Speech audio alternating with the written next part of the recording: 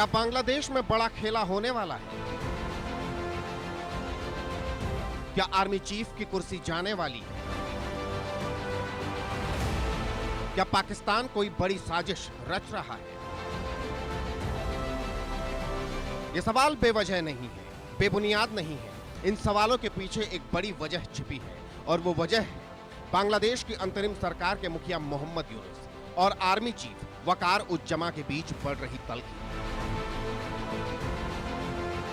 अभी ज्यादा दिन नहीं हुए हैं जब बांग्लादेश के आर्मी चीफ वकार उज-जमा ने मोहम्मद यूनुस को आईना दिखाया था। वकार उज-जमा ने कहा था, मैं आपको पहले ही चेतावनी दे रहा हूं ताकि आप कल ये न कहें मैंने आपको नहीं बताया। अगर आप अपने मतभेदों से आगे नहीं बढ़ सकते और एक दूसरे पर कीचड़ उछालना जारी रखते हैं तो देश की स्वतंत्रता और अखंडता खतरे में पड़ जाएगी।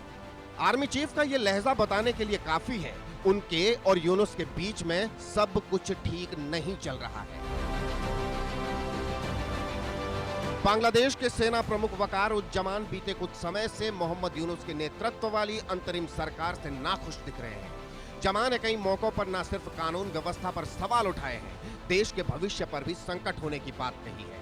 शेख हसीना की सरकार गिरने और मोहम्मद यूनुस को सत्ता में लाने के पीछे बांग्लादेश की सेना का एक अहम रोल रहा था, लेकिन हाल के दिनों में ऐसे दावे सामने आए हैं, सेना में मौजूदा यूनुस सरकार को लेकर भरोसा कम हो रहा है। कहा जा रहा है सेना प्रमुख जमान को यूनुस दरकिरार करने में लगे हैं और इसके पीछे पाकिस्तान है। ऐसे दावे किए जा रहे हैं जमान को दरकिनार कर पाकिस्तान अपनी पसंद के लोगों को अहम पदों पर बैठाने की कोशिश में है और इसमें उन्हें यूनुस की तरफ से हरी झंडी मिल गई है। बताया जा रहा है पाकिस्तान के खुफिया एजेंसी आईएसआई के चीफ का हालिया ढाका दौरा इसी साजिश का हिस्सा था।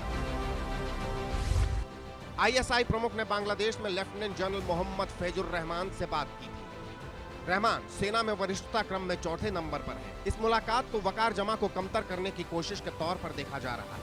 इसके अलावा इस अविश्वास की भी एक और वजह है।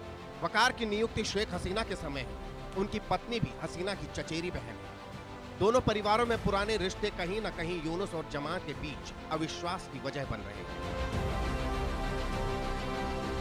रहमान को अपने कट्टरपंथी रुख के लिए जाना जाता है। उनको पाकिस्तानी सेना की पसंद माना जा रहा है। इससे जमा की चिंता बढ़ना स्वाभाविक है। ऐसा हुआ तो पाकिस्तान का बांग्लादेश की आर्मी में सीधा दखल हो जाएगा। बांग्लादेश के आर्मी चीफ का जिन्होंने यूनिस सरकार की आलोचना की और ये बोला है कि जल्दी से जल्दी इलेक्शन करवाया जाए, नहीं तो बांग्लादेश की जो सॉवरेनिटी और सिक्योरिटी है वो खतरे में पड़ सकती है। और यूनिस जो है वो इलेक्शन के पक्ष में बिल्कुल नहीं दिख रहे हैं। अभी क्या ये हम मान के चले कि पाकिस्तान की जो सरकार है वो बांग्लादेश के साथ मिलके इस्लामाइजेशन को आगे ले जाने के लिए बांग्लादेश के जो आर्मी चीफ है उनको रिमूव करेगी? ये एक सोच का विषय है, क्योंकि अगर बांग्लादेश की आर्मी के चीफ को पाकिस्तान अपने किसी जनरल के थ्रू रिप्लेस करता है तो उसका मतलब ये है कि पाकिस्तान को इसके अंदर बहुत बड़ी एडवांटेज है और इंडिया को बहुत बड़ी डिसएडवांटेज है। वकार उज-जमा ने कई बार कहा है वो देश में जल्द चुनाव चाहते हैं। दूसरी ओर यूनुस का रवैया चुनाव टालने का है, जिस पर शेख हसीना की विरोधी बीएनपी भी सवाल उठा चुकी है। चुनाव के प्रति जमा ने प्रतिबद्धता जताई थी। ऐसे में वो इस वादे को पूरा करते देखना चाहते हैं। जमा को बांग्लादेश की सेना की छवि की चिंता है। उन्हें लगता है देश की चुनौतियों के बीच निष्क्रियता से सेना की छवि धूमिल हुई है। बांग्लादेश में सेना और सरकार के बीच बढ़ते तनाव से देश की राजनीतिक स्थिरता पर भी असर पड़ रहा है। आने वाले समय में अगर यूनुस और जनरल जमा के बीच टकराव हुआ तो ये देश को एक नई अनिश्चितता के दौर में पहुंचा सकता है। ऐसे में एक सवाल ये भी उठ रहा है, क्या जमा यूनुस का तख्ता पलट कर सकते हैं?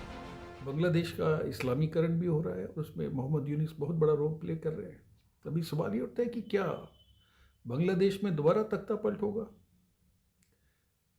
या शेख हसीना कभी वापस जाएंगी और अपनी पार्टी के साथ दोबारा सत्ता में आएंगी? ये भविष्य के घर में छिपा हुआ है, कुछ नहीं कहा जा सकता। लेकिन इस समय जो हालात ये है कि आर्मी चीफ ने भी बड़ा क्लियर कर दिया है कि वो चाहते हैं कि जल्दी से जल्दी इलेक्शन हो और यूनुस जो है मोहम्मद यूनुस वो इलेक्शन के बारे में बिल्कुल भी सीरियस नहीं है। वैसे इस वक्त बांग्लादेश के जो हालात हैं उसमें सेना का पलड़ा भारी दिख रहा है, क्योंकि यूनुस को सेना के साथ साथ विपक्षी पार्टियों और छात्रों का भी गुस्सा झेलना पड़ रहा है। ऐसे में देखना होगा बांग्लादेश में आने वाले वक्त में बदलाव होता है या नहीं। Bureau report, India news.